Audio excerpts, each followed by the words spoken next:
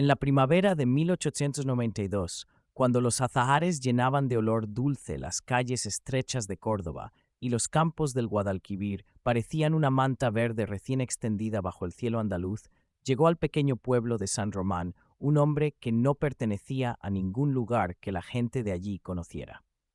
Se llamaba Alejandro de la Torre, venía de Sevilla, de una familia de comerciantes acomodados que habían hecho fortuna con el aceite y la seda, y traía consigo algo que en San Román siempre provocaba recelos: un cuaderno de cuero con tapas doradas, manos demasiado limpias para haber trabajado la tierra alguna vez, y un acento que sonaba a universidad, cafés literarios y tertulias donde se hablaba de política y progreso. El gobierno provincial lo había enviado como ingeniero para supervisar la construcción de un nuevo puente sobre el río Guadiana, una obra que, según decía el alcalde con voz pomposa en cada discurso, traería prosperidad y modernidad a nuestra noble comarca, pero que para la mayoría de los habitantes solo significaba ruido insoportable, polvo que se metía hasta en la sopa, y hombres desconocidos rondando el pueblo con sus instrumentos extraños y sus conversaciones incomprensibles. Alejandro llegó en diligencia un martes por la tarde, cuando el sol comenzaba su descenso y pintaba de dorado las fachadas blancas de las casas encaladas. Llevaba un traje de 3 piezas color carbón, un sombrero de ala ancha que le daba un aire de hombre de mundo, y una maleta de piel que había pertenecido a su abuelo. Desde el momento en que puso pie en la plaza principal, donde la fuente centenaria seguía murmurando su canción eterna y las palomas picoteaban entre los adoquines, sintió las miradas clavarse en él como alfileres. Las mujeres que charlaban junto a la tienda de Doña Remedios interrumpieron sus conversaciones a media palabra. Los hombres que jugaban a las cartas bajo el toldo de la taberna levantaron la vista con expresión entre curiosa y desconfiada. Incluso los niños que correteaban descalzos se detuvieron para observar al extraño que había invadido su mundo pequeño y perfectamente ordenado. «Otro que viene de la ciudad a enseñarnos cómo vivir», murmuró Tomás el herrero, un hombre de brazos gruesos como troncos de encina y barba negra salpicada de canas prematuras, mientras observaba desde la puerta de su fragua. «Déjalo», respondió su mujer, Encarna, una mujer redonda y maternal que siempre tenía algo cocinándose en el fuego. «Hará su puente y se irá, como todos los demás». Pero Tomás no se equivocaba del todo en su recelo. Había algo en Alejandro que perturbaba el orden establecido solo con su presencia, la forma en que miraba las cosas como si quisiera entenderlas en lugar de simplemente aceptarlas, la manera en que se quitaba el sombrero para saludar a las ancianas con una cortesía que parecía más sincera que mecánica, el modo en que sus ojos, oscuros como la noche sin luna, bordeados de pestañas largas que habrían sido envidiables en una mujer, parecían buscar algo más allá de lo visible. Y luego estaba Lucía. En el extremo opuesto de ese mundo de costumbres inamovibles y jerarquías silenciosas vivía Lucía Campos, hija de campesinos humildes que trabajaban una pequeña parcela de tierra al norte del pueblo, donde los olivos centenarios crecían retorcidos como ancianos sabios, y la tierra roja se pegaba a las suelas de los zapatos con una terquedad que parecía simbólica. Lucía tenía 23 años, pero aparentaba menos cuando sonreía, y más cuando sus ojos se llenaban de esa melancolía particular que tienen las personas que sueñan con mundos que nunca podrán tocar. Su piel estaba tostada por el sol de veranos infinitos trabajando junto a su padre Eusebio, un hombre de espalda ancha y pocas palabras que creía que las acciones importaban más que los discursos, y su madre Elena, que cantaba canciones antiguas mientras lavaba la ropa en el arroyo, y que tenía esa sabiduría silenciosa de las mujeres que han visto mucho pero hablan poco. Las manos de Lucía estaban marcadas por el trabajo.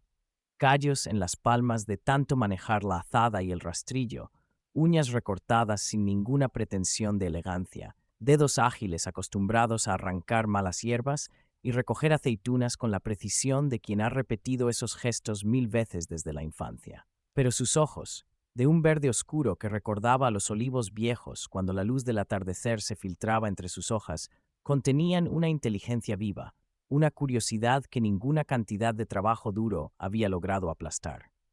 A veces, cuando creía que nadie la observaba, se quedaba inmóvil mirando el horizonte, hacia las montañas lejanas que dibujaban su perfil azulado contra el cielo. Y en esos momentos su expresión era la de alguien que habita dos mundos simultáneamente. El real, donde sus pies descalzos tocaban la tierra roja, y otro imaginario, donde quizás las montañas no eran barreras, sino puertas. En los días de mercado, los jueves, cuando el pueblo se llenaba de vendedores ambulantes, de gritos de regateo, del olor a especias y pescado fresco traído desde la costa, Lucía bajaba con su madre llevando cestos de huevos, quesos frescos envueltos en paños húmedos, y a veces un poco de miel dorada que su padre conseguía de las colmenas que mantenía en el extremo más alejado de sus tierras. Se vestía con un vestido azul sencillo que había sido de su madre y que Elena había arreglado para ella, añadiéndole un poco de encaje blanco en el cuello, que le daba un toque de delicadeza sin pretensiones. Un pañuelo blanco cubría su cabello negro, que cuando lo soltaba por las noches caía en ondas gruesas hasta la mitad de su espalda. Caminaba con esa mezcla particular de timidez y orgullo que tienen las personas que saben que no poseen nada material que ofrecer al mundo, pero que han aprendido que su dignidad, su trabajo honesto y la forma en que tratan a los demás son más valiosos que cualquier posesión. Y que eso, simplemente eso, es más que suficiente para caminar con la cabeza alta. Lucía y Alejandro se vieron por primera vez un domingo por la mañana, 3 días después de que él llegara al pueblo. Era un día brillante de finales de abril, cuando la primavera ya ha vencido definitivamente al invierno y el mundo parece recién pintado.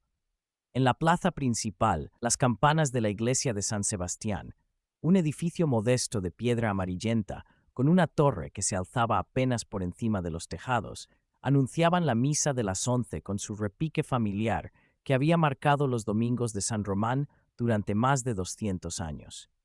Las mujeres del pueblo, vestidas con sus mejores mantones, algunos heredados de abuelas, otros comprados con los ahorros de todo un año, repasaban con la mirada quién llevaba qué, evaluando mantillas nuevas, juzgando faldas demasiado cortas o escotes demasiado reveladores para el gusto conservador que imperaba en el pueblo. Alejandro, que se hospedaba en la única posada del pueblo, un edificio de 2 pisos, regentado por una viuda llamada Carmela, que cocinaba el mejor gazpacho de toda la comarca, había salido a caminar antes de la misa, queriendo familiarizarse con las calles estrechas y empedradas, con la geografía de este lugar que sería su hogar durante los próximos meses. Llevaba su cuaderno bajo el brazo, como siempre, ese compañero inseparable donde dibujaba bocetos y anotaba observaciones en una letra menuda y elegante que había aprendido de los jesuitas en el Colegio de Sevilla. Iba distraído, observando la arquitectura popular de las casas, todas encaladas en blanco, pero cada una con sus detalles únicos. Una reja de hierro forjado aquí, una maceta de geranios rojos allá, un balcón de madera oscura, desde donde una anciana lo observaba con ojos desconfiados. Cuando giró una esquina y chocó directamente con alguien que venía en dirección opuesta. El impacto no fue violento, pero sí suficientemente brusco para que el cesto que esa persona llevaba en brazos saliera volando, y su contenido, naranjas brillantes y perfectas que parecían pequeños soles capturados, rodara por el empedrado de la calle en todas direcciones, algunas cayendo en charcos de agua de la lluvia de la noche anterior, otras rodando calle abajo con la gravedad que las llevaba hacia la pendiente. «Por el amor de Dios», exclamó Alejandro, sintiendo que el rubor le subía inmediatamente a las mejillas. «Perdone, señorita, ha sido completamente culpa mía. No miraba por dónde iba y...» Se agachó apresuradamente, casi tropezando con sus propios pies en su prisa por remediar el desastre, recogiendo naranjas con ambas manos mientras su cuaderno caía al suelo y se abría en una página llena de cálculos matemáticos y dibujos técnicos del futuro puente. Lucía, que había estado pensando en sus propios asuntos mientras caminaba, pensando en que necesitaban reparar el techo de la casa antes de que llegaran las lluvias de otoño, preguntándose si su hermano pequeño Antonio finalmente aprendería a leer en la escuela del pueblo o si terminaría abandonando como había hecho su hermano mayor. Se quedó inmóvil por un segundo, procesando lo que acababa de suceder. Luego, casi automáticamente, se arrodilló también en el suelo, sus manos moviéndose con la eficiencia de quien está acostumbrado a reaccionar rápidamente ante pequeñas crisis cotidianas. Sus dedos casi se rozaron sobre una naranja particularmente grande que había rodado hasta detenerse entre ambos, como si la fruta misma hubiera conspirado para crear ese momento de contacto casi pero no del todo. Ambos retiraron las manos simultáneamente, con ese reflejo instintivo que tienen las personas cuando se acercan demasiado a un extraño. No se preocupe, señor, dijo Lucía, sin atreverse todavía a mirarlo directamente a los ojos, manteniendo su vista fija en las naranjas que seguía recogiendo con movimientos rápidos y precisos. Las naranjas son resistentes, no se rompen como los huevos. Y además, aquí permitió que una pequeña sonrisa asomara en la comisura de sus labios. Las naranjas no se quejan cuando las maltratas. Alejandro, que había estado preparando una disculpa más elaborada, se detuvo a media frase. Levantó la vista hacia ella, realmente mirándola por primera vez, y lo que vio lo dejó sin palabras durante un momento que pareció extenderse más allá de los límites normales del tiempo. No era que Lucía fuera hermosa en el sentido convencional que celebraban las revistas de moda que llegaban a Sevilla desde París. No tenía la palidez aristocrática que se consideraba elegante, ni las manos delicadas de una dama de sociedad, ni el refinamiento estudiado de las mujeres de ciudad. Pero había algo en la forma en que sostenía su cuerpo, en la honestidad directa de su mirada cuando finalmente lo miró, en la inteligencia clara que brillaba en esos ojos verdes, que hizo que Alejandro sintiera como si acabara de despertar de un sueño largo y se encontrara finalmente en el mundo real. Aún así, logró decir, encontrando su voz aunque sonaba ligeramente ronca, incluso a sus propios oídos, debería invitarla a un café para compensar el desastre causado. Si aquí hubiera un café como los de la ciudad, quiero decir. Fue entonces cuando Lucía alzó completamente la vista, permitiéndose mirarlo directamente. Vio la levita bien cortada en un tejido fino que debía haber costado más que todo el vestuario de su familia junto, la camisa inmaculadamente blanca sin una sola mancha. Algo casi imposible de mantener en San Román, donde el polvo era una constante. El reloj de bolsillo que colgaba de una cadena de plata y que brillaba al sol con ese destello que tienen los objetos caros y bien cuidados. Pero sobre todo, vio unos ojos oscuros que no la miraban como los hombres del pueblo solían mirar a las campesinas, con esa mezcla de familiaridad condescendiente o, peor aún, con el tipo de mirada que hace que las mujeres aprendan a caminar más rápido y mantener la vista baja. No. Este hombre la miraba como se observa algo que merece ser comprendido, algo que tiene valor intrínseco, como se miraría una pintura en un museo o un libro que contiene secretos. Aquí solo hay vino y pan duro, señor, respondió, intentando que su voz sonara ligera, casi burlona, para ocultar el hecho de que su corazón había comenzado a latir un poco más rápido de lo normal. Y para eso ni siquiera hace falta invitación especial. Es lo que todos comemos todos los días. Terminaron de recoger las naranjas en un silencio que no era exactamente incómodo, pero que tampoco era completamente natural. Era ese tipo de silencio cargado de cosas no dichas, de preguntas no formuladas, de una conciencia aguda de la presencia del otro. Cuando el cesto estuvo lleno de nuevo, con solo 2 naranjas perdidas, rodadas demasiado lejos como para recuperarlas antes de que algún niño oportunista las recogiera, ambos se pusieron de pie casi simultáneamente. Gracias por su ayuda, señor, dijo Lucía, acomodándose el pañuelo que se había deslizado ligeramente durante la operación de rescate de naranjas, revelando un mechón de su cabello negro que brillaba bajo el sol de la mañana.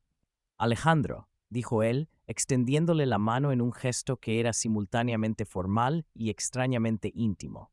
Me llamo Alejandro de la Torre, y no hay nada que agradecer cuando el error fue completamente mío. Lucía miró la mano extendida por un momento, consciente de que sus propias manos estaban ásperas del trabajo, que sus uñas nunca estarían lo suficientemente limpias como para estrechar la mano de un caballero de ciudad. Pero algo en la expresión abierta de Alejandro, en la forma en que esperaba, sin impaciencia ni condescendencia, hizo que extendiera su propia mano. El contacto duró apenas 3 segundos, el tiempo apropiado para un saludo formal entre extraños, pero Lucía sintió el calor de esa mano suave contra su palma callosa. Sintió la firmeza del apretón, que no era ni demasiado fuerte ni demasiado débil, y cuando retiró su mano, sintió como si acabara de tocar algo que no pertenecía a su mundo, pero que de alguna manera inexplicable parecía correcto. Lucía, dijo, casi en un susurro. Lucía Campos. Encantado de conocerla, señorita Campos, aunque preferiría que nuestro encuentro hubiera sido en circunstancias menos desastrosas para sus naranjas. Ella sonrió entonces, una sonrisa genuina que transformó completamente su rostro, haciéndola parecer más joven, más luminosa. Las naranjas sobrevivirán, señor de la Torre. Son más duras de lo que parecen, como la mayoría de las cosas en San Román. Se separaron con una inclinación de cabeza, él quitándose el sombrero en un gesto que hizo que varias mujeres que observaban la escena desde las ventanas cercanas intercambiaran miradas significativas. Y cada uno continuó su camino. Lucía hacia la iglesia, donde su madre la estaría esperando con expresión ligeramente impaciente. Alejandro hacia... En realidad no sabía hacia dónde, porque había olvidado completamente lo que estaba haciendo antes del encuentro. Durante toda la misa, mientras el padre Anselmo hablaba sobre el pecado de la vanidad y la importancia de la humildad cristiana, en un sermón que había repetido tantas veces que algunos feligreses podían recitarlo de memoria, los ojos de Alejandro buscaban continuamente una silueta particular entre la congregación. La encontró finalmente en la última fila, donde las familias más pobres del pueblo se situaban por costumbre no escrita pero firmemente establecida. Lucía estaba arrodillada entre su madre, una mujer de rostro cansado pero amable, que rezaba el rosario con movimientos automáticos de dedos que habían repetido esos gestos 1000 veces, y una niña pequeña que debía ser su hermana, que se retorcía inquieta en el banco de madera dura. Y cada vez que Alejandro giraba la cabeza apenas un centímetro, fingiendo buscar algo en su misal, pero en realidad buscando esos ojos verdes, el corazón de Lucía, en la última fila, tratando de concentrarse en las palabras latinas que no entendía, pero que recitaba de memoria por pura repetición, se aceleraba de una forma que la asustaba y la emocionaba simultáneamente. San Román era un pueblo pequeño, donde todos conocían los asuntos de todos, donde los secretos duraban aproximadamente el tiempo que tardaba doña Remedios en ir de su tienda al mercado, y donde las miradas eran más rápidas y penetrantes que cualquier sistema de correo. No pasó mucho tiempo. En realidad, no pasó ni siquiera hasta el final de la misa, antes de que comenzaran los murmullos. ¿Viste cómo la miraba?, susurró Inés, la panadera, a su comadre Dolores mientras fingían rezar. El ingeniero ese de ciudad. No le quitaba los ojos de encima a la hija de Eusebio Campos. Pobrecilla, respondió Dolores con un suspiro que era mitad compasión, mitad anticipación del drama que seguramente vendría. No sabe dónde se está metiendo. Esa misma tarde, mientras el sol comenzaba su lento descenso y las sombras se alargaban sobre las calles empedradas, doña Remedios, la dueña de la tienda de ultramarinos que también funcionaba como centro de información y chismes del pueblo, comentó en voz suficientemente alta como para que todos los presentes pudieran escuchar mientras pesaba lentejas para una cliente. Ese ingenierito de ciudad anda mirando demasiado hacia el campo. Y todos sabemos que nada bueno sale cuando la ciudad y el campo se mezclan. Son como el agua y el aceite, sentenció, usando su metáfora favorita para todo lo que consideraba incompatible, cada uno en su lugar, y Dios en el de todos. Tomás, el herrero, que había entrado para comprar tabaco, respondió mientras enrollaba un cigarro con dedos manchados de hollín. No durará mucho, ya verás.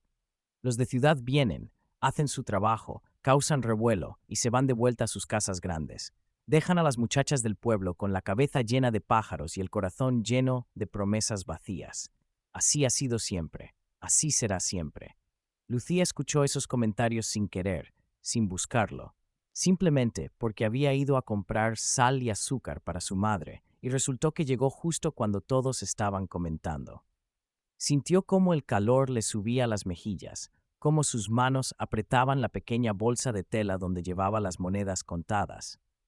Y aunque nadie había mencionado su nombre directamente, aunque técnicamente todos estaban hablando en general y no en particular, ella sabía, con esa certeza instintiva que tienen las mujeres cuando se habla de ellas, aunque no se las nombre, que cada palabra, cada insinuación, cada advertencia disfrazada de consejo iba dirigida precisamente a ella.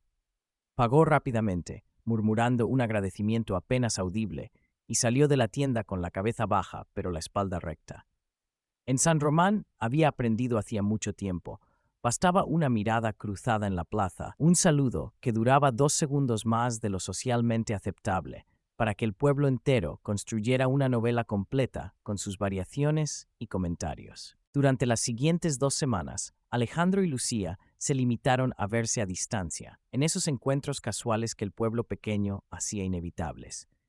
En el mercado del jueves, donde Alejandro compraba pan y queso para sus almuerzos mientras supervisaba la obra, y donde Lucía vendía los productos de su familia. En la plaza principal al atardecer, cuando las mujeres salían a pasear y los hombres se reunían a fumar y discutir.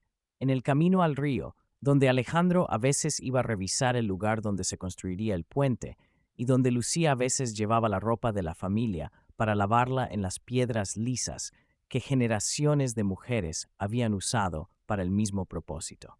Ninguno hablaba con el otro en esas ocasiones. Las normas sociales eran claras. Un hombre soltero de ciudad y una joven campesina no podían entablar conversación en público sin un motivo específico y la presencia de una chaperona. Pero había un lenguaje silencioso que ambos empezaban a dominar sin haberse puesto de acuerdo, sin haberlo ensayado. El del saludo apenas insinuado con la cabeza cuando sus miradas se cruzaban accidentalmente, pero no tan accidentalmente. El de la sonrisa que comenzaba, pero se detenía a medio camino, como si ambos se acordaran simultáneamente de que sonreír abiertamente sería demasiado revelador. El de las manos que se rozaban por accidente al pagar el pan en el mostrador de la panadería. Un contacto de quizás medio segundo que enviaba una corriente eléctrica por el brazo de ambos. El de los pasos que se ralentizaban cuando caminaban en direcciones opuestas en la calle, como si sus cuerpos resistieran la separación, aunque sus mentes supieran que era necesario mantener las apariencias. Alejandro descubrió que sus paseos vespertinos, que supuestamente eran para inspeccionar el terreno y familiarizarse con la geografía local para mejor planificar el puente, lo llevaban cada vez más frecuentemente a los caminos donde sabía que Lucía pasaba. Lucía descubrió que necesitaba ir al pueblo con una frecuencia cada vez mayor, siempre con alguna excusa que justificara el viaje. Necesitaban más hilo para remendar, o habían terminado el aceite antes de lo esperado, o su madre necesitaba hierbas del boticario para el dolor de espalda que la aquejaba desde hacía años. La primera conversación real, más allá de los saludos corteses y las disculpas por naranjas derramadas, llegó una tarde de principios de mayo, cuando el campo estaba en plena explosión de vida y el aire olía a tierra húmeda y flores silvestres. Lucía había ido a recoger lavanda que crecía silvestre en la ladera norte del pueblo, un lugar apartado donde pocas personas iban, porque requería caminar 1 hora desde las casas. Llevaba un cesto de mimbre y había recogido ya varios ramos de las flores púrpuras y fragantes que su madre usaba para perfumar la ropa guardada y para hacer pequeños saquitos que vendían en el mercado. Alejandro, que había estado inspeccionando el terreno junto al río, o al menos eso era lo que diría si alguien preguntaba, aunque la verdad era que necesitaba alejarse del ruido de la construcción y de las constantes preguntas de don Ricardo, el encargado que le había sido asignado como supervisor local. Subía por el mismo camino, guiado más por el instinto que por un plan consciente. Se encontraron en una curva del sendero donde los almendros formaban un arco natural sobre el camino, creando una especie de túnel de sombra verde. Siempre he pensado que la lavanda huele a despedidas, dijo Alejandro sin preámbulos, como si estuvieran continuando una conversación que habían dejado a medias hace tiempo, aunque técnicamente apenas habían intercambiado más de 50 palabras en total. En Sevilla, en la casa de mi familia, mi madre la usaba para guardar en los baúles la ropa de invierno cuando llegaba el verano. Cada vez que olía lavanda, significaba que algo se estaba guardando, que algo se estaba dejando atrás hasta la próxima temporada. Huele a cosas que no se pueden usar todavía, a esperas, a tiempo detenido. Lucía se giró, genuinamente sorprendida por encontrarlo allí, por escuchar su voz después de semanas de intercambios mudos. Su corazón dio ese pequeño salto que había aprendido a reconocer cada vez que él aparecía en su campo de visión. «Qué curioso», respondió, recuperándose rápidamente de la sorpresa inicial. Para nosotros, en el campo, la lavanda huele exactamente a lo opuesto. Huele a domingos. Mi madre la pone en la mesa cuando no hay nada más bonito que ofrecer, cuando queremos que la casa parezca festiva aunque no haya fiesta real. Huele a intentar que lo ordinario parezca especial, a hacer que un día común se sienta como celebración. Alejandro se acercó un poco más, fascinado por esa diferencia de perspectiva, por cómo la misma planta podía significar cosas tan distintas dependiendo del mundo en que uno hubiera crecido. Entonces claramente he estado viviendo en el lugar equivocado, dijo con una sonrisa que iluminó su rostro entero. Prefiero mil veces los domingos a las despedidas. Quizás debería mudarme al campo permanentemente. Se miraron entonces, realmente se miraron sin la presión de tener que apartar la vista rápidamente, porque alguien podría estar observando. Estaban completamente solos en ese camino apartado, rodeados solo por los almendros y el canto distante de los pájaros y el murmullo del viento entre las hojas. El viento eligió ese momento preciso para soplar más fuerte, moviendo el pañuelo de Lucía y dejando escapar un mechón de su cabello negro que cayó sobre su mejilla. Alejandro, actuando más por instinto que por pensamiento consciente, estiró la mano para acomodarlo detrás de su oreja. Sus dedos ya casi tocaban su rostro. Podía sentir el calor de su piel, podía percibir el olor a lavanda y tierra limpia que emanaba de ella. Cuando se detuvo abruptamente, como si acabara de darse cuenta de lo que estaba haciendo, de lo inapropiado del gesto, de cómo ese simple contacto podría ser interpretado o mal interpretado. Retiró los dedos a medio camino, dejando su mano suspendida en el aire por un segundo incómodo antes de dejarla caer torpemente a su costado. Perdone, murmuró. No debería. No tengo derecho a. No, dijo Lucía rápidamente, interrumpiéndolo, sintiendo una mezcla confusa de decepción porque no había completado el gesto y alivio, porque mantener las distancias apropiadas era lo correcto, lo sensato, lo que todos esperaban. No, tiene razón. No debería estar hablando con usted aquí, sola, sin nadie más presente. Si alguien nos viera, si alguien del pueblo viniera por este camino y nos encontrara. Pero aquí solo nos ven los almendros, dijo Alejandro, señalando hacia los árboles que los rodeaban con un gesto teatral que arrancó una sonrisa involuntaria de Lucía. Y puedo asegurarle, por mi experiencia como ingeniero y observador de la naturaleza, que los almendros guardan mejor los secretos que las personas. No tienen lengua para hablar ni oídos para el chisme. Lucía rió entonces, una risa genuina que salió espontánea y musical, el tipo de risa que no había permitido en semanas, siempre conteniendo sus emociones, siempre consciente de que estaba siendo observada y juzgada. Los almendros quizás no, concedió, pero San Román tiene ojos en todas partes. A veces creo que hasta las piedras de las calles informan a doña Remedios sobre quién camina por dónde. Entonces será mejor que nos volvamos amigos de las piedras, respondió Alejandro, y de los almendros, y de cualquier cosa que nos permita hablar sin que el mundo entero tenga opiniones al respecto. Se quedaron allí, de pie en ese túnel de sombra verde, hablando durante casi una hora. No era el tipo de conversación superficial que la sociedad permitía entre extraños. Era algo más profundo, más real. Alejandro le habló sobre sus estudios en Sevilla, sobre cómo había querido ser poeta, pero su padre, un hombre práctico que valoraba el dinero y el prestigio por encima de las letras, le había dicho que la poesía no construye fortunas y lo había empujado hacia la ingeniería. Le contó sobre las noches en que después de terminar sus cálculos y diseños técnicos, sacaba un cuaderno secreto donde escribía versos que nadie vería nunca, que eran solo para él, para mantener viva esa parte de su alma que se negaba a morir bajo el peso de los planos y las mediciones. Lucía, a su vez, le habló sobre sus propios sueños secretos, tan diferentes de los de él, pero nacidos de la misma necesidad humana de ser algo más que lo que el destino aparentemente había escrito para uno. Le contó sobre cómo, cuando era niña, había aprendido a leer con la ayuda del maestro del pueblo, un hombre bondadoso llamado Don Emilio, que creía que todas las mentes merecían educación, independientemente del género o la clase social, y cómo había devorado los pocos libros que pudo encontrar. Una Biblia vieja, un ejemplar gastado de Don Quijote que alguien había dejado abandonado, algunos periódicos atrasados que llegaban al pueblo meses después de su publicación.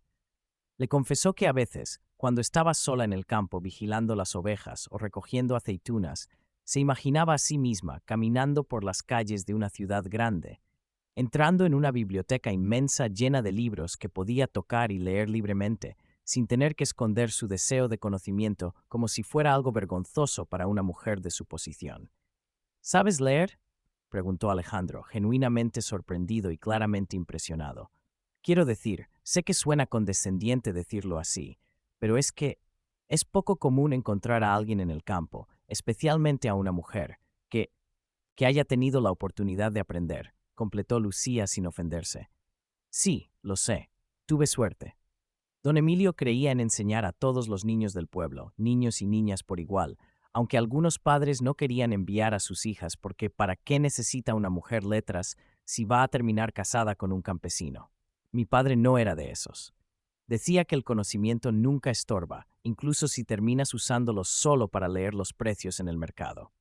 Se quedaron en silencio por un momento, un silencio cómodo y cargado de entendimiento mutuo. Lucía, dijo finalmente Alejandro, con una seriedad nueva en su voz, si yo fuera solo un hombre sin apellido, sin ciudad de origen, sin todas estas obligaciones que cargo, si fuera simplemente Alejandro, sin el de la torre, sin la familia esperando en Sevilla, sin el puente que debo construir y la vida que debo vivir, ¿me permitirías conocerte? ¿Me darías permiso para verte de nuevo, para hablar contigo como estamos hablando ahora? Lucía lo miró durante un largo momento. Escuchaba el río murmurando a lo lejos, los grillos comenzando su concierto vespertino entre la hierba, el viento meciendo las ramas de los almendros sobre sus cabezas. Y también escuchaba, aunque más débilmente, las voces de su padre repitiéndole desde pequeña que cada uno debe permanecer en su lugar, las de su madre advirtiéndole que las muchachas que sueñan demasiado terminan con el corazón roto, las del pueblo entero repitiendo como un coro griego la misma lección eterna, cada uno con los suyos: no mezcles lo que Dios separó, el agua y el aceite no se juntan, la ciudad y el campo son mundos diferentes. Pero en ese momento, mirando esos ojos oscuros que la veían realmente, no como una campesina o una clase social o una categoría, sino como Lucía, como persona completa y compleja, sintió algo parecido al coraje, o quizás a la rebeldía, o tal vez simplemente al reconocimiento de que había ciertas oportunidades en la vida que solo se presentaban una vez y que rechazarlas por miedo era una forma de morir antes de tiempo. Si el mundo fuera solo este granero de almendros y el río allá abajo, respondió finalmente, eligiendo sus palabras con cuidado, si no existiera San Román, ni Sevilla, ni familia, ni obligaciones, ni todo lo que se espera de nosotros, entonces no solo te permitiría conocerme, Alejandro. No te deja irte nunca. Él sonrió, pero era una sonrisa teñida de tristeza, del reconocimiento de que el mundo real existía más allá de ese momento suspendido. Entonces, tendré que encontrar la forma de hacer que este camino de almendros sea tan grande como todo el mundo, dijo, o de hacer que el mundo se encoja hasta caber aquí. Fue la primera vez que se besaron. No fue como en las novelas románticas que Lucía había leído a escondidas, no hubo violines imaginarios ni declaraciones dramáticas. Fue algo más simple y más profundo. Él se inclinó lentamente, dándole todo el tiempo del mundo para apartarse si quería, y ella no se apartó. Sus labios se encontraron en un beso que fue tanto pregunta como respuesta, tanto principio como promesa. No duró más de unos segundos. Ambos eran demasiado conscientes de dónde estaban, de los riesgos que corrían, pero fue suficiente. Cuando se separaron, ambos temblaban ligeramente, no de frío, sino de la magnitud de lo que acababan de hacer, de la línea que acababan de cruzar. Ahora tendremos que encontrarnos de nuevo, dijo Alejandro en voz baja, porque después de esto no sé cómo volver a saludarte con solo un gesto educado en la plaza. Entonces no lo hagamos, respondió Lucía, sintiendo una mezcla de excitación y terror ante su propia audacia. No volvamos a fingir que somos solo conocidos casuales. Y así comenzaron las citas secretas. Al principio se encontraban cerca del río, en un lugar apartado donde los juncos altos amortiguaban las voces y los sauces formaban una cortina verde que los ocultaba de miradas casuales. Alejandro llegaba con su cuaderno de notas lleno de cálculos del puente, pero pasaban mucho más tiempo hablando que trabajando. Lucía traía siempre algo en una cesta: pan que su madre había horneado esa mañana, aceitunas curadas con hierbas aromáticas, queso fresco envuelto en paños húmedos, a veces miel dorada que untaban en el pan y comían con los dedos, riéndose cuando se les quedaba pegada en las comisuras de los labios. Luego, cuando el murmullo del pueblo se volvió más insistente, cuando Tomás el herrero mencionó que había visto al ingeniero de ciudad caminando demasiado frecuentemente por el camino del río, cuando doña Remedios comentó con voz significativa que ciertas muchachas andan desapareciendo durante horas sin explicación apropiada, cambiaron de lugar de encuentro. Eligieron un viejo granero abandonado en una finca que había pertenecido a la familia Ortega, pero que llevaba años vacía desde que el último Ortega había muerto sin herederos. Estaba a medio camino entre el pueblo y los campos donde trabajaba la familia de Lucía, suficientemente lejos de ambos lugares como para ofrecer privacidad, pero no tan lejos como para hacer que sus ausencias fueran completamente inexplicables. El granero olía a grano viejo y madera seca, con haces de luz entrando por las grietas entre las tablas del techo, creando patrones cambiantes de luz y sombra en el suelo de tierra. Había algunas balas de heno que habían quedado de tiempos mejores, ahora medio podridas, pero aún lo suficientemente sólidas como para servir de asiento. Él llegaba con su cuaderno, ella con su cesta de comida. Y hablaban durante horas sobre todo y nada.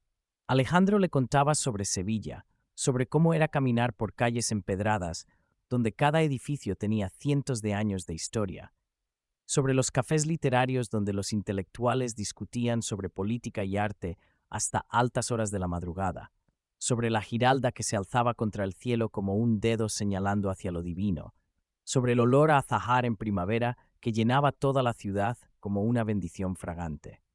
Le describía las óperas que había visto, las obras de teatro, las exposiciones de pintura, todo ese mundo de cultura y refinamiento que para Lucía era tan remoto como la luna. Pero no hablaba con condescendencia, como podría hacerlo alguien de su clase describiéndole su mundo a una campesina ignorante. Hablaba con la pasión de alguien, compartiendo tesoros con alguien que puede apreciarlos, alguien cuya falta de experiencia directa no disminuía en absoluto su capacidad de comprender y valorar. Y Lucía, a su vez, le revelaba su propio mundo con una elocuencia que sorprendía incluso a ella misma. Le hablaba sobre el cambio de las estaciones, visto no desde un calendario, sino desde la tierra misma. ¿Cómo sabías que la primavera estaba realmente llegando, no por la fecha en el almanaque, sino por el olor específico de la tierra despertando del invierno, por el retorno de ciertas aves que habían migrado al sur, por la forma en que la luz cambiaba volviéndose más dorada? Le enseñaba a leer el cielo, como ella había aprendido de su padre. ¿Qué tipo de nubes anunciaban lluvia en las próximas horas versus las que prometían tormenta al día siguiente? Cómo el viento del este traía sequía, mientras que el del oeste traía humedad. ¿Sabes?, dijo Alejandro una tarde mientras la observaba explicar apasionadamente sobre la rotación de cultivos y por qué plantar legumbres enriquecía el suelo. Hablas de la tierra con el mismo amor que los poetas hablan de sus musas. Lucía se detuvo a media frase, sorprendida por el comentario. ¿Eso es malo? Es hermoso, respondió él con sinceridad absoluta. En la ciudad nos han enseñado a ver la tierra solo como recurso, como algo para explotar y obtener beneficio.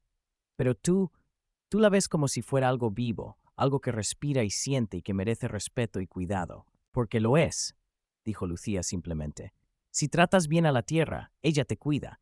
Si la explotas sin darle nada a cambio, eventualmente cansa y deja de darte lo que necesitas. Es una relación como cualquier otra, basada en respeto mutuo. Alejandro sacó su cuaderno secreto, no el de cálculos técnicos, sino el de poesía, y escribió furiosamente durante varios minutos mientras Lucía lo observaba con curiosidad. ¿Qué estás escribiendo? Todo lo que acabas de decir, respondió sin levantar la vista.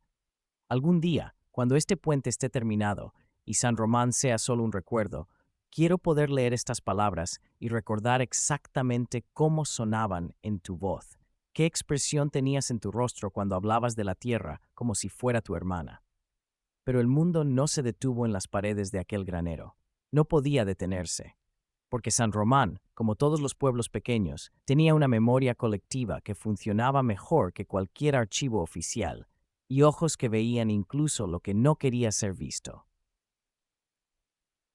Una tarde de junio, cuando el calor comenzaba a apretar y las cigarras cantaban su canción interminable desde los olivos, Rosa López, la mejor amiga de infancia de Lucía, una muchacha de la misma edad, con mejillas redondas y una tendencia a preocuparse por lo que los demás pensarían, regresaba del pozo comunal llevando 2 cubos de agua colgando de un yugo sobre sus hombros. Era trabajo duro, especialmente en el calor del verano, y había aprendido a tomarse descansos cada 100 pasos para que sus brazos no terminaran completamente entumecidos.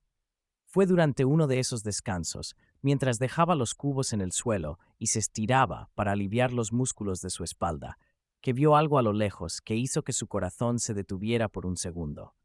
Una figura femenina, inconfundible en su vestido azul y su pañuelo blanco, cruzando el campo abierto en dirección al viejo granero de los Ortega. Y unos minutos después, otra figura, esta vez masculina, siguiendo el mismo camino, pero desde una dirección diferente, como si ambos hubieran acordado no llegar juntos para evitar sospechas. Rosa reconoció el pañuelo blanco inmediatamente. Había ayudado a Lucía a abordarlo hace 2 años, sentadas juntas bajo el árbol de la plaza, intercambiando secretos de muchachas sobre qué tipo de hombre sería el ideal para casarse y qué nombres les pondrían a sus hijos futuros. Y reconoció también el sombrero oscuro del hombre, que había visto demasiadas veces en el pueblo durante las últimas semanas, siempre mirando en dirección a cierta familia de campesinos, siempre encontrando excusas para pasar por ciertos caminos. Rosa se quedó paralizada en su lugar durante lo que parecieron años, pero que probablemente fueron solo minutos. Su mente corría en círculos, tratando de decidir qué hacer con esta información que claramente no debería tener. Dio un paso en dirección al granero. Tal vez podía acercarse, tal vez podía simplemente verificar que no estaba viendo cosas, que su imaginación no estaba creando problemas donde no los había. Luego retrocedió, consciente de que acercarse confirmaría definitivamente lo que ahora solo era sospecha, y que una vez confirmado, no podría fingir ignorancia. Al final, el miedo a lo que dirían si ella sabía y no decía nada. Si más tarde se descubría que había sido cómplice silenciosa de algo que el pueblo consideraba inapropiado, fue más fuerte que la lealtad hacia su amiga. Rosa era una buena persona en el fondo. No tenía malicia en su corazón. Pero era hija fiel de San Román, criada bajo la doctrina de que la reputación de una mujer era su posesión más valiosa, más importante incluso que su felicidad, y que permitir que una amiga arruinara su reputación sin intentar intervenir sería en sí mismo una traición. Se convenció a sí misma de que lo que estaba a punto de hacer era por el bien de Lucía, para protegerla de un error que podría arruinar su vida entera. Esa misma noche, mientras el viento caliente de verano movía las cortinas de las ventanas abiertas y todo el pueblo buscaba alivio del calor sentándose en las puertas de sus casas, Rosa se acercó a la cocina de los campos. Encontró a Elena, la madre de Lucía, removiendo un guiso de garbanzos en una olla grande de barro negro que había pertenecido a su propia madre, el tipo de olla que se pasa de generación en generación y que lleva décadas de memorias en cada rasguño de su superficie. Tía Elena, empezó Rosa, usando el tratamiento honorífico que no indicaba parentesco real, sino respeto, como era costumbre en el pueblo. Su voz temblaba ligeramente, traicionando su nerviosismo. Elena levantó la vista, limpiándose las manos en el delantal antes de volverse completamente hacia la visita inesperada. Rosa, hija, ¿qué te trae aquí a estas horas? ¿Está todo bien con tu familia? Sí, tía. Es que tengo que decirle algo importante, sobre Lucía. El rostro de Elena cambió instantáneamente, pasando de maternal y acogedor a cautelosamente preocupado. Dime, y Rosa, tropezando con las palabras, sintiéndose simultáneamente como traidora y como protectora, contó lo que había visto. La noticia corrió como aceite en sartén caliente. Del fogón de Elena pasó esa misma noche a la taberna donde Eusebio tomaba su copa nocturna con los otros hombres del pueblo. De allí saltó a la tienda de Doña Remedios a primera hora de la mañana siguiente, cuando las mujeres venían a comprar pan fresco. De la tienda al pozo, del pozo a las casas, de las casas al confesionario de la iglesia, donde el padre Anselmo escuchaba con expresión cada vez más preocupada las descripciones de cierta muchacha que anda con pasos perdidos. En menos de 2 días, todo San Román sabía, o creía saber, que en términos prácticos era exactamente lo mismo, que Lucía Campos se veía en secreto con el ingeniero de ciudad en el viejo granero de los Ortega. Algunos añadían detalles que nadie había mencionado, que los habían visto besándose apasionadamente, que ella había sido vista saliendo del granero con el vestido arrugado y el cabello despeinado, que él le había prometido matrimonio, pero que todos sabían que esas promesas de los señoritos de ciudad nunca significaban nada. Cada versión del chisme añadía una capa más de escándalo, hasta que la realidad, dos personas que se encontraban para hablar y conocerse mejor, quedaba completamente enterrada bajo montañas de suposiciones y juicios. El primero en enfrentarse a Lucía fue su padre. Eusebio Campos era un hombre de campo de espalda ancha y pocas palabras, acostumbrado a que las cosas obedecieran. La tierra respondía al arado, las ovejas seguían al pastor, las estaciones venían en su orden apropiado. Había criado a sus hijos con la misma filosofía: trabajo duro, honestidad directa y la expectativa de que el orden natural de las cosas sería respetado. Llegó a casa esa noche más tarde de lo habitual, después de haber escuchado los rumores en la taberna, después de haber sido mirado con esa mezcla de lástima y diversión que los hombres reservan para aquellos cuyas hijas han traído vergüenza a la familia. No había bebido más de su copa habitual, pero llevaba en los ojos esa expresión oscura que su familia había aprendido a reconocer como preludio de tormenta. Encontró a Lucía ayudando a su madre a limpiar después de la cena, sus manos sumergidas en agua con jabón mientras fregaba los platos de barro. Lucía, dijo, sin gritar pero con una voz que contenía algo más peligroso que el grito. Decepción profunda. Ven aquí. Ella secó sus manos en el delantal, sintiendo cómo el estómago se le contraía en un nudo. Conocía ese tono, sabía lo que venía. Elena se retiró discretamente, llevándose a los hermanos menores de Lucía con ella, dejando a padre e hija en la cocina, que de repente parecía mucho más pequeña de lo normal. Eusebio se sentó pesadamente en su silla junto al fuego, aunque la noche era cálida y el fuego estaba apagado. Sus nudillos estaban blancos donde agarraba el borde de la mesa de madera desgastada que había construido él mismo cuando se casó con Elena hace 25 años. ¿Es cierto lo que dicen?, preguntó. No levantó la voz, pero cada palabra caía como piedra en agua quieta. ¿Es cierto que has estado viéndote a escondidas con ese ingeniero de ciudad? Lucía apretó el pañuelo entre sus dedos hasta que sus nudillos también se pusieron blancos. Podía mentir. Sería tan fácil mentir. Podía decir que todo era un malentendido, que Rosa había visto mal, que las habladurías del pueblo siempre exageraban todo.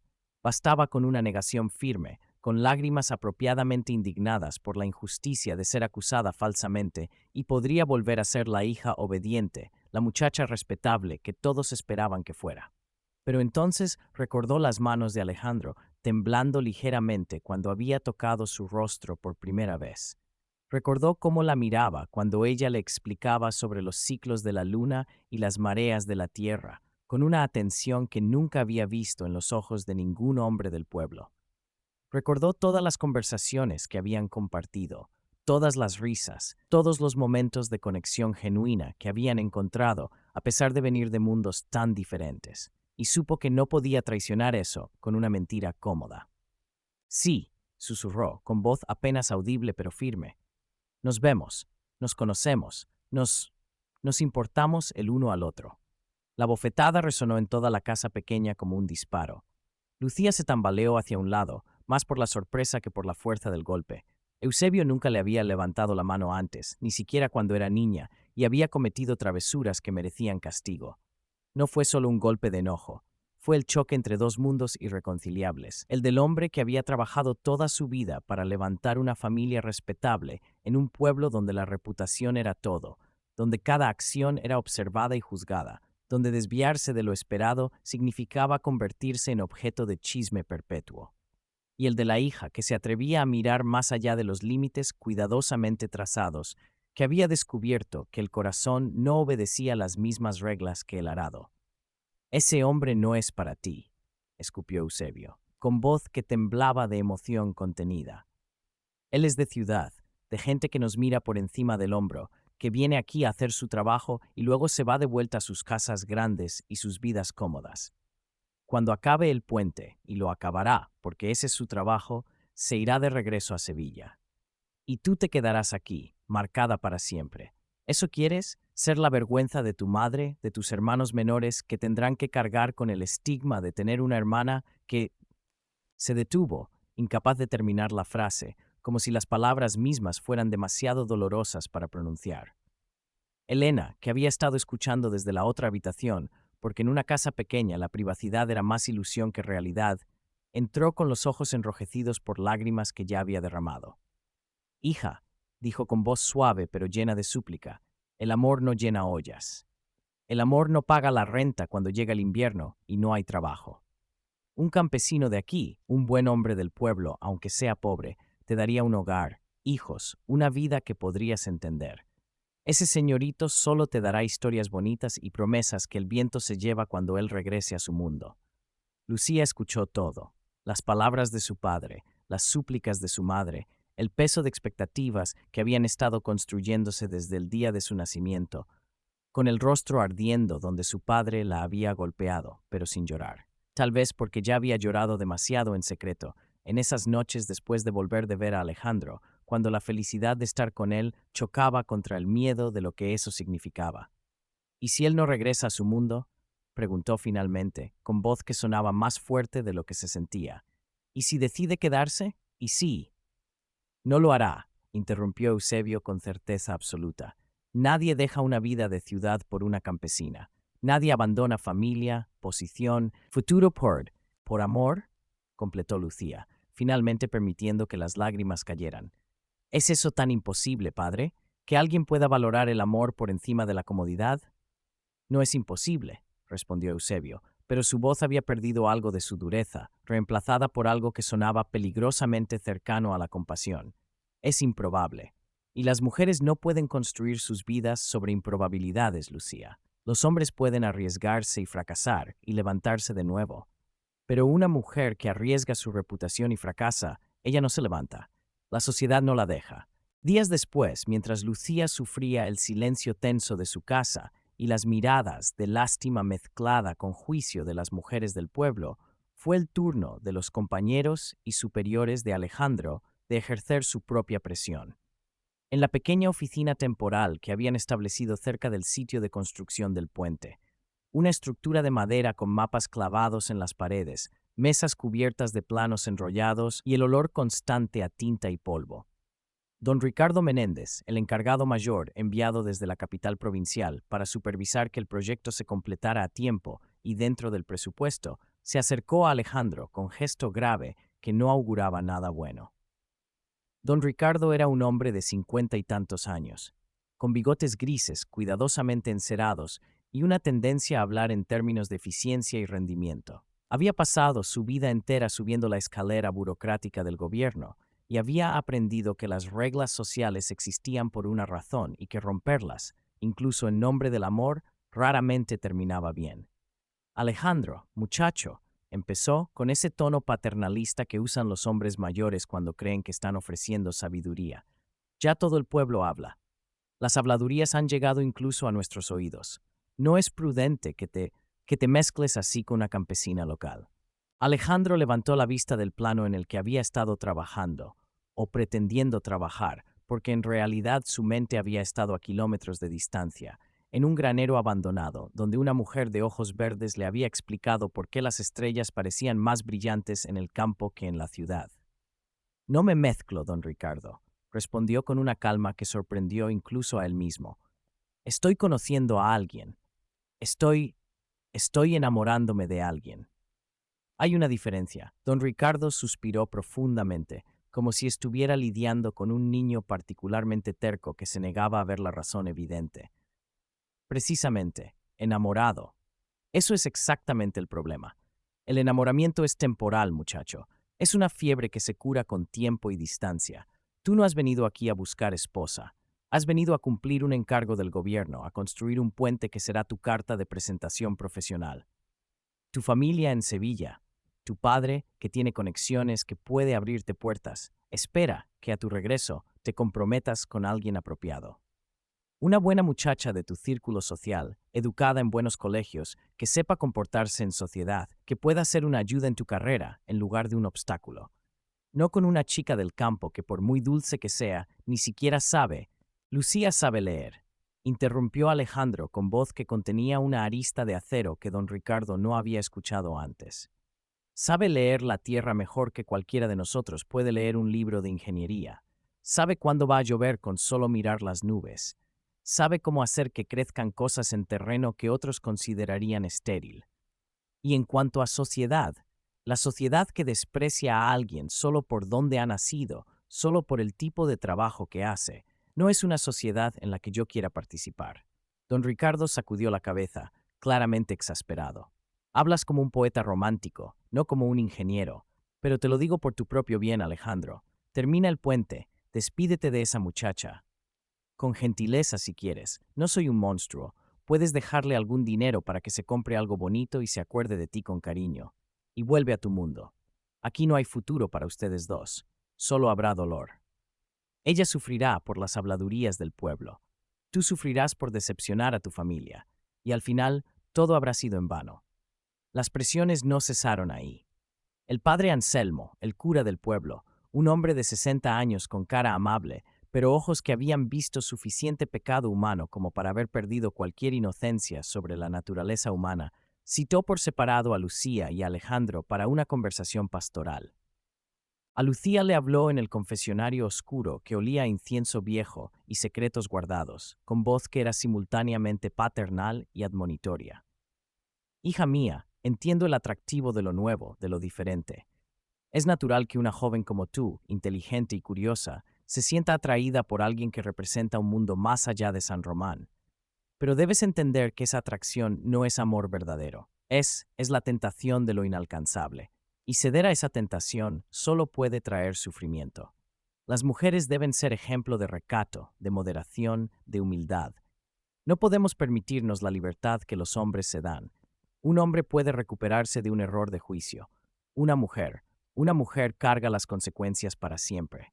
Alejandro le habló en la sacristía, con tono más directo, hombre a hombre.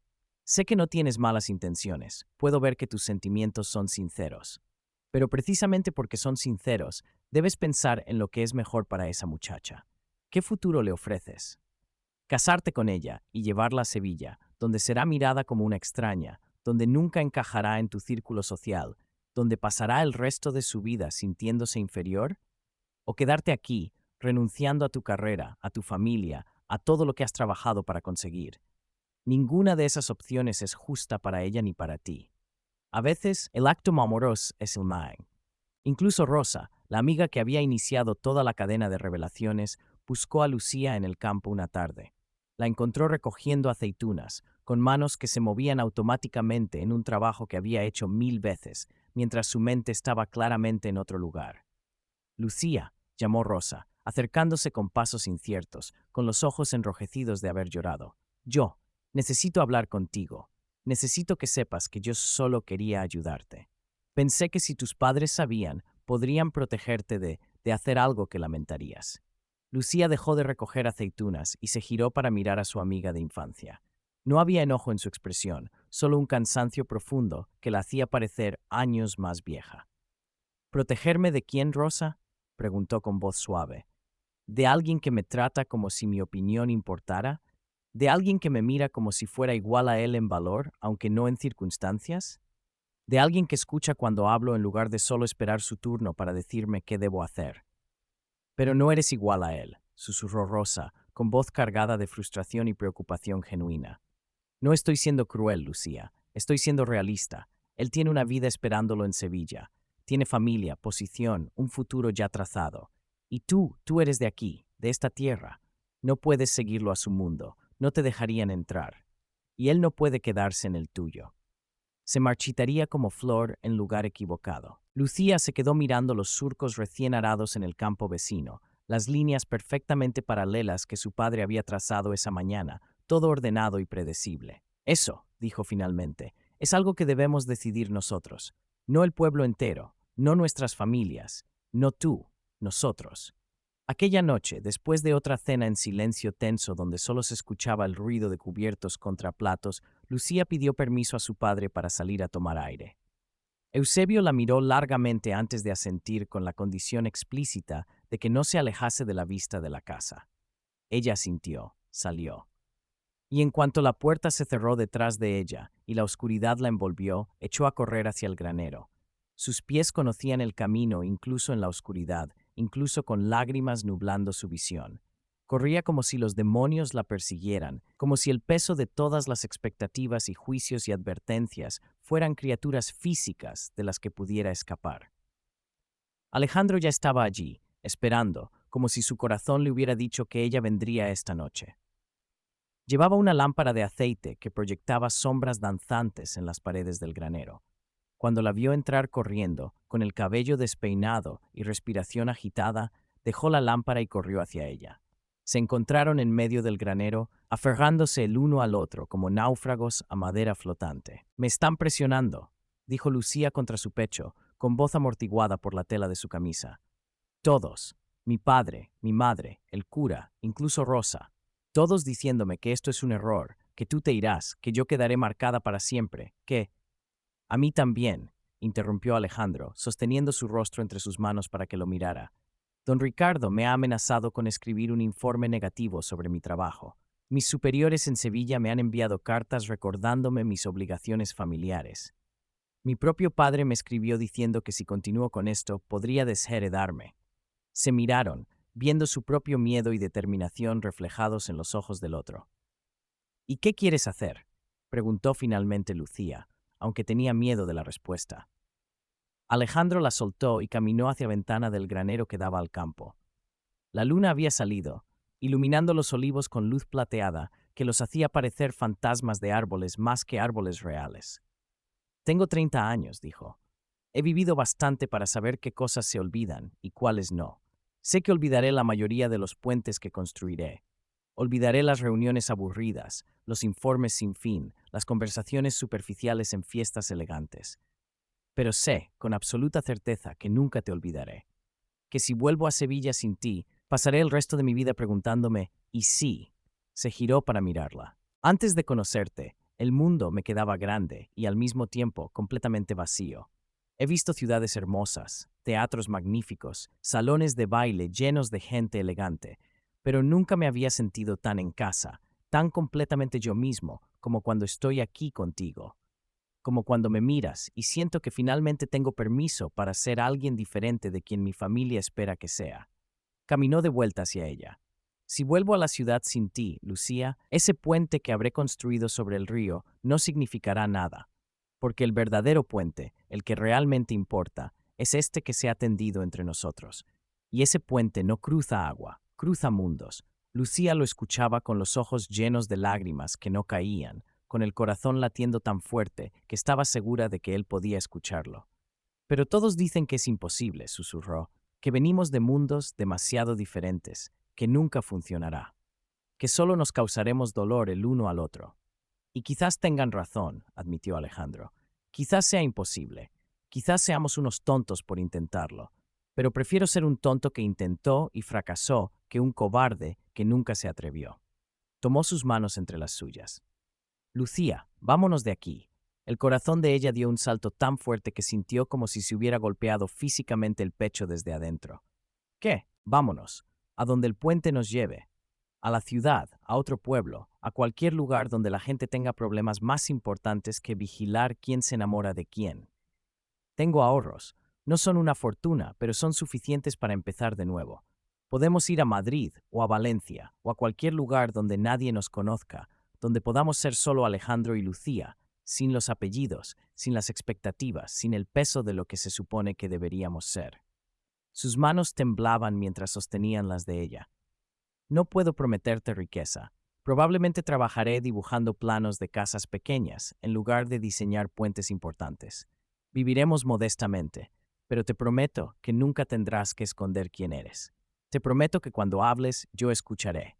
Te prometo que construiremos algo juntos, algo que será nuestro y solo nuestro». Lucía lo miró como si no lo reconociera por un momento, como si sus palabras hubieran transformado al hombre que conocía en alguien nuevo. «¿Y tu familia?», preguntó con voz que apenas funcionaba. «¿Tu trabajo? ¿Tu nombre? ¿Todo lo que has construido?» «Mi nombre lo llevo yo, donde quiera que vaya», respondió con firmeza. No está atado a un lugar o una posición. Es mío. Y en cuanto a mi familia, tendrán que aprender que el hijo que criaron para obedecer órdenes ha aprendido a tomar sus propias decisiones. Pueden aceptarlo o no, pero esa será su lección, no la mía. Hice una pausa buscando las palabras correctas. Y el trabajo. Lucía, habrá trabajo.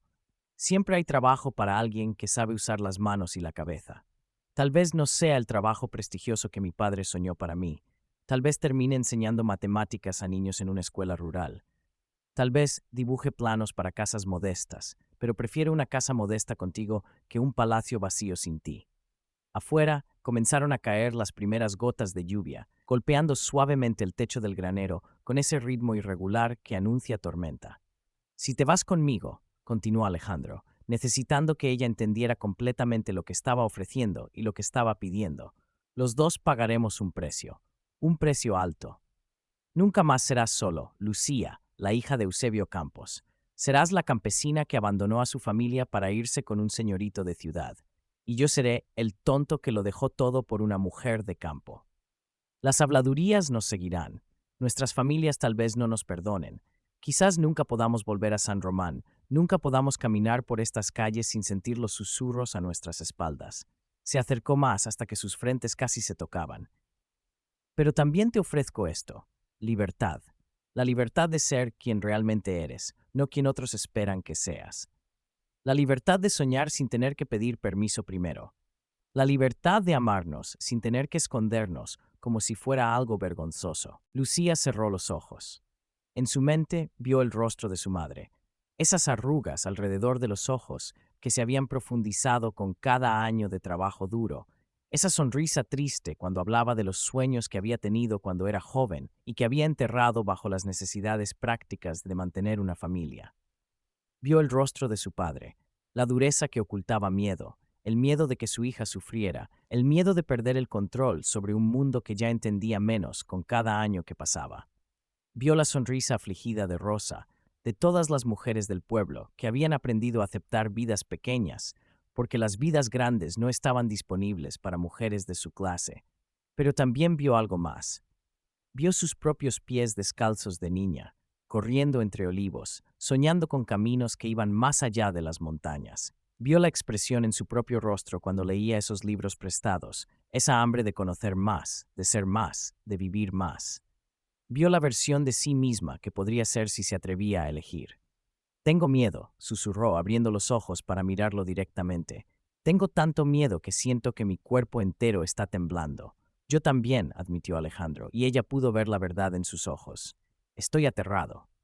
Pero tengo más miedo de mirarte dentro de 20 años y ver que te quedaste por obediencia en lugar de por amor. Tengo más miedo de convertirme en el tipo de hombre que elige la comodidad sobre el coraje. Tengo más miedo del arrepentimiento que del riesgo. La lluvia golpeó el techo con más fuerza, como si el cielo mismo estuviera dando su opinión sobre la conversación. Lucía respiró profundo, sintiendo cómo el aire llenaba sus pulmones, sintiendo su corazón latiendo, sintiendo la solidez del suelo bajo sus pies y la calidez de las manos de Alejandro en las suyas. Y en ese momento tomó la decisión más importante de su vida. Entonces vámonos, dijo con voz que sonaba más fuerte de lo que había sonado nunca. Antes de que amanezca, antes de que me arrepienta, antes de que el miedo me paralice. Vámonos y veamos si podemos construir un mundo donde el amor sea más importante que el apellido. Partieron al alba del día siguiente, cuando el gallo del vecino apenas comenzaba su primer canto, y el pueblo aún dormía envuelto en esa quietud particular que precede al amanecer. Lucía había empacado solo lo esencial en una bolsa de tela. Un cambio de ropa, el libro de Don Quijote que tanto amaba, el pañuelo que había bordado con Rosa hace años, y una fotografía pequeña de su familia tomada en la fiesta patronal del año anterior, la única fotografía que poseían, preciosa por su rareza. Dejó una carta en la mesa de la cocina, escrita con mano temblorosa la noche anterior, usando el papel y la tinta que Alejandro le había dado, diciendo palabras que sabía herirían, pero que necesitaban ser dichas. La carta decía, en esencia, perdónenme por elegirme a mí misma, perdónenme por creer que merezco más de lo que este pueblo puede ofrecerme, pero no me perdono por no intentarlo, Los amo, siempre los amaré, pero no puedo quedarme solo, porque es lo que esperan de mí. Alejandro, por su parte, dejó una nota para don Ricardo en el escritorio donde guardaba los planos del puente, una nota que renunciaba formalmente a su posición y recomendaba que terminaran el proyecto sin él, que el diseño estaba completo y solo faltaba la ejecución. Caminaron primero a pie, tomando el camino que bordeaba el río, evitando las calles principales del pueblo. El sol apenas comenzaba a asomar por el horizonte, pintando el cielo con tonos de rosa y dorado que hacían que todo pareciera irreal, como si estuvieran caminando en un sueño. Lucía se giró una vez para mirar atrás, hacia las casas blancas de San Román que comenzaban a despertar, hacia los campos que conocía como conocía las líneas de su propia mano, hacia la iglesia cuyas campanas habían marcado todos los momentos importantes de su vida. Alejandro no dijo nada, solo tomó su mano y apretó suavemente, dejando que ella tuviera su momento de despedida silenciosa. Luego tomaron una tartana que los llevó hasta la estación de tren más cercana, a 2 horas de camino. El conductor, un hombre mayor que había visto suficiente en su vida como para no hacer preguntas innecesarias, los miró con curiosidad, pero no dijo nada más allá de confirmar el destino y el precio del viaje. Desde la estación, un tren los alejó de San Román con un silbido largo que sonaba a la vez a despedida y a promesa de nuevos comienzos. Lucía miraba por la ventanilla mientras el paisaje cambiaba, mientras los olivos daban paso a viñedos, luego a ciudades pequeñas, luego a terreno que nunca había visto antes. Alejandro sostenía su mano durante todo el viaje, un ancla silenciosa mientras el mundo que conocía se deslizaba cada vez más lejos.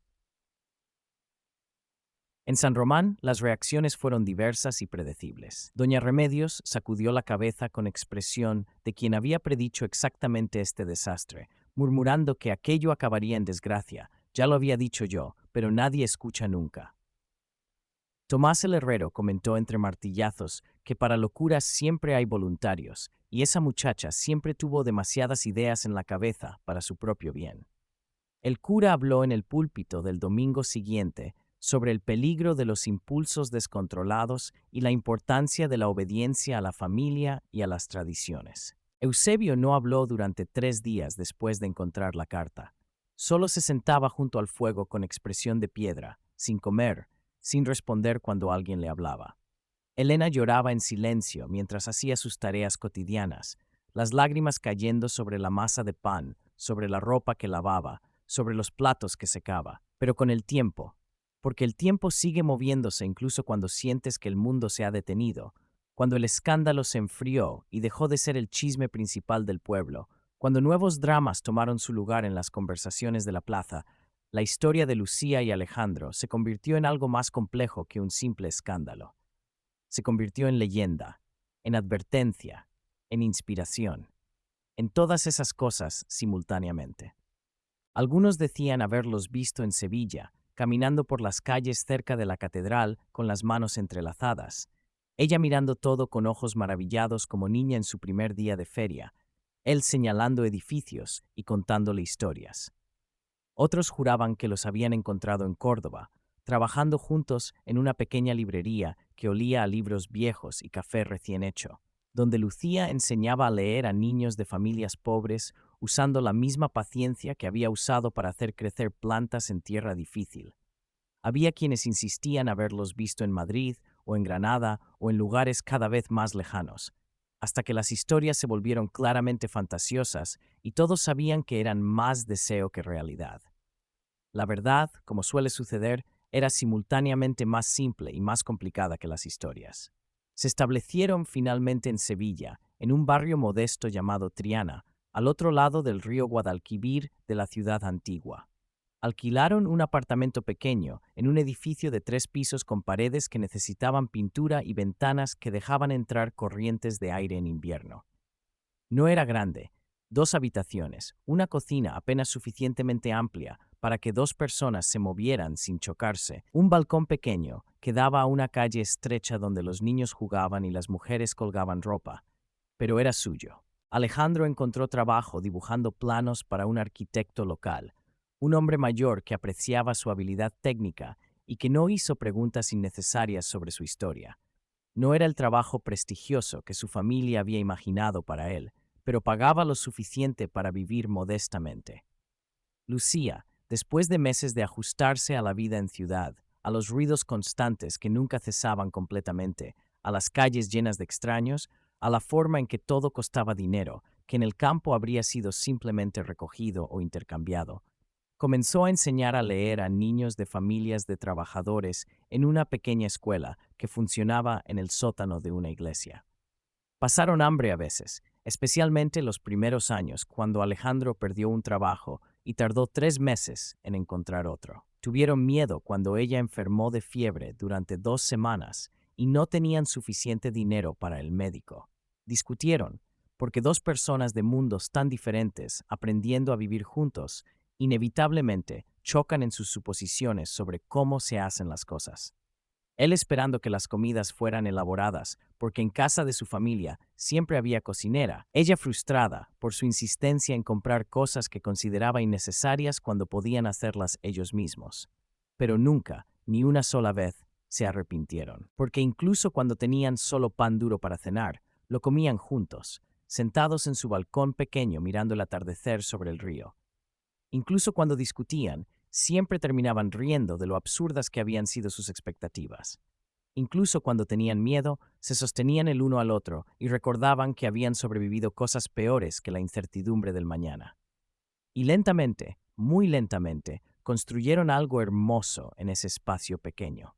Una vida que era completamente suya, no dictada por expectativas de familia o presiones sociales, sino moldeada por sus propias elecciones, sus propios valores, su propio amor. Pasaron casi 10 años antes de que regresaran a San Román. Nadie los esperaba. De hecho, la mayoría del pueblo los había dado por perdidos completamente, asumiendo que se habían separado eventualmente, porque todos sabían que esos amores imposibles nunca duraban, o que habían emigrado a América, o que simplemente habían desaparecido en el anonimato de las grandes ciudades. Pero una tarde de primavera, en abril de nuevo, cuando los azahares llenaban el aire con su perfume dulce, aparecieron caminando por el camino principal que entraba al pueblo, tomados de la mano. Lucía llevaba un vestido sencillo, pero bien hecho, de tela más fina que cualquier cosa que hubiera poseído cuando vivía allí. No era el vestido de una dama de alta sociedad, pero tampoco era el vestido gastado de una campesina pobre. Era el vestido de alguien que ganaba su propio dinero honestamente y que lo gastaba con cuidado y orgullo. Su piel seguía tostada. Nunca había adoptado la palidez que las mujeres de ciudad consideraban elegante. Pero había algo diferente en la forma en que sostenía su cuerpo, una confianza nueva que no había estado allí antes. Alejandro había ganado algunas arrugas alrededor de los ojos y algunos hilos plateados en su cabello oscuro. Sus manos ya no eran tan suaves como cuando llegó por primera vez. Había aprendido a hacer reparaciones en su apartamento, a construir estanterías para sus libros, a trabajar con sus manos de formas que su educación aristocrática nunca había contemplado. Pero había una serenidad en su expresión que no había tenido antes. La paz de alguien que finalmente está viviendo la vida que eligió en lugar de la que le fue asignada. Entraron primero en la casa de los Campos. La puerta estaba entreabierta, como siempre lo estaba en los días cálidos de primavera, y Lucía podía escuchar los sonidos familiares de la vida dentro. Su madre tarareando mientras trabajaba, el crujido de la silla de su padre junto al fuego, aunque era demasiado cálido para necesitar fuego. Eusebio estaba exactamente donde Lucía lo había imaginado, sentado en su silla junto al hogar apagado, con los cabellos completamente canosos ahora y las manos marcadas por más años de trabajo duro. Elena estaba en la cocina, amasando pan con los movimientos automáticos de quien ha repetido ese gesto miles de veces. «Madre», dijo Lucía desde la puerta, con voz que temblaba a pesar de todos sus esfuerzos por controlarla. Elena dejó caer la masa. Las manos cubiertas de harina quedaron suspendidas en el aire por un momento que pareció eterno. Luego, sin decir una palabra, sin hacer preguntas, sin exigir explicaciones, se limpió las manos en el delantal y cruzó la cocina para abrazar a su hija con una fuerza que parecía imposible en alguien de su tamaño. «Estás más delgada», murmuró contra el cabello de Lucía, con voz quebrada por lágrimas que comenzaban a caer. Siempre estás más delgada cuando regresas del mundo. Pero tus ojos, ay hija, tus ojos brillan, brillan de una forma que nunca brillaron aquí.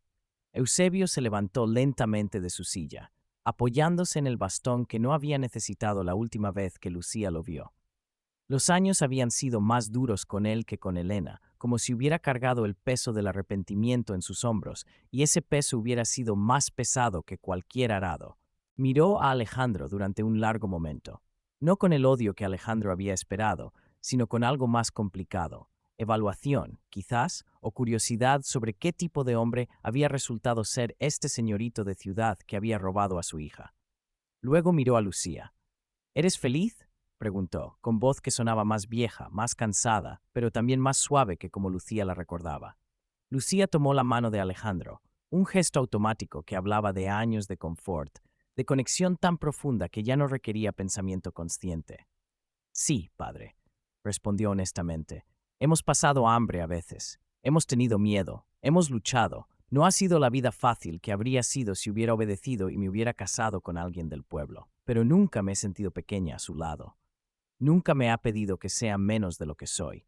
Nunca me ha hecho sentir que mi mente, mis opiniones, mis sueños sean menos importantes que los suyos. Y él, Eusebio señaló a Alejandro con su bastón. ¿Te trata bien? ¿Te da lo que necesitas? Me da lo que merezco, corrigió Lucía gentilmente. ¿Qué es respeto? ¿Qué es compañerismo? ¿Qué es amor que no requiere que yo me encoja para caber en él?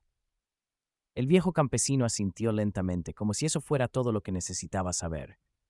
Entonces tal vez no me equivoqué tanto al criarte terca, dijo, y por primera vez en casi una década, sonrió, una sonrisa pequeña y triste pero genuina.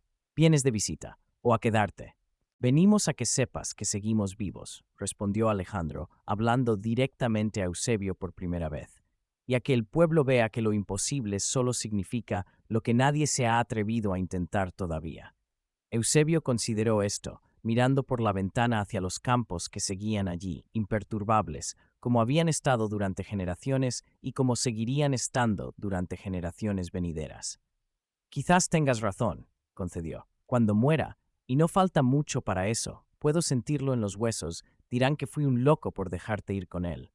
O dirán que fui sabio por no encadenarte cuando querías volar. En cualquier caso, seguirán hablando. El pueblo vive de eso. Siempre ha vivido de eso. Siempre vivirá de eso. Miró directamente a su hija, con ojos que habían visto demasiado sol y demasiada tierra, pero que todavía contenían amor. Pero cuando hablen, continuó, que digan también que mi hija tuvo el valor que yo no tuve, que se atrevió a creer que merecía algo más que lo que el destino aparentemente había escrito para ella. Y que el ingeniero de ciudad miró a Alejandro, no salió tan malo como pensábamos, que al final resultó ser hombre de palabra. Salieron luego a la plaza, donde los viejos murmuraron entre ellos, donde las mujeres se dieron codazos y susurraron detrás de manos cubiertas, donde los niños miraron con curiosidad a la pareja que había regresado de la leyenda. Rosa, que ahora estaba casada con el hijo del panadero y tenía 2 niños agarrados a su falda, se acercó con pasos tímidos. Lucía, dijo con voz que contenía años de culpa cuidadosamente guardada, yo, nunca quise hacerte daño. Solo tenía miedo por ti. Solo quería protegerte de cometer un error. Lucía la abrazó, sorprendiendo a Rosa con la calidez del gesto. Lo sé, dijo sinceramente. Éramos niñas jugando a ser juezas de vidas que no entendíamos. Pero el tiempo nos enseña que nadie puede ser juez de nadie, que cada uno debe vivir con las consecuencias de sus propias elecciones, no las que otros hacen por nosotros. Se quedaron unos días en San Román, lo justo para reconciliarse con los fantasmas del pasado, para que el pueblo viera que habían sobrevivido, para demostrar que lo imposible a veces simplemente requiere más coraje del que la mayoría de la gente está dispuesta a reunir. Y luego volvieron a Sevilla, a su apartamento pequeño, lleno de libros y plantas en macetas, y el olor constante a café, a su vida que habían construido piedra por piedra con sus propias manos. Años después, cuando la historia de Lucía Campos y Alejandro de la Torre había pasado de escándalo escandaloso a leyenda local, cada vez que un amor improbable comenzaba en San Román, entre el hijo de un jornalero y la hija del alcalde, entre una maestra de escuela y un gitano que pasaba por el pueblo, entre cualquier dos personas que los demás consideraban incompatibles, alguien decía inevitablemente, acuérdense de Lucía y del ingeniero. Y otra voz respondía, con un suspiro que ya no era de escándalo, sino de esperanza tentativa. Sí, ellos nos demostraron que el corazón no entiende de mapas, ni de clases sociales, ni de lo que se supone que debemos ser. Porque al final, la historia de Lucía y Alejandro no se convirtió en un cuento de advertencia sobre los peligros de desafiar las normas sociales, sino en una leyenda doméstica que susurraba de generación en generación una sola verdad fundamental: que el amor, cuando se niega a obedecer las reglas establecidas y se atreve a existir a pesar de todas las razones por las que no debería, puede ser el puente más sólido jamás construido. Un puente que no cruza ríos sino abismos entre mundos, entre clases, entre lo que somos y lo que podríamos ser si nos atreviéramos a elegir.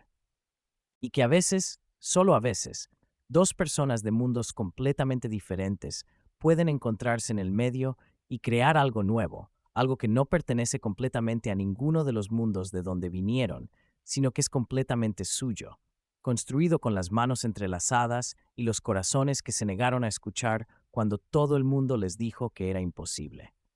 Porque lo imposible, descubrieron Lucía y Alejandro, es simplemente lo posible que aún no ha encontrado a alguien con suficiente coraje para intentarlo. Fin.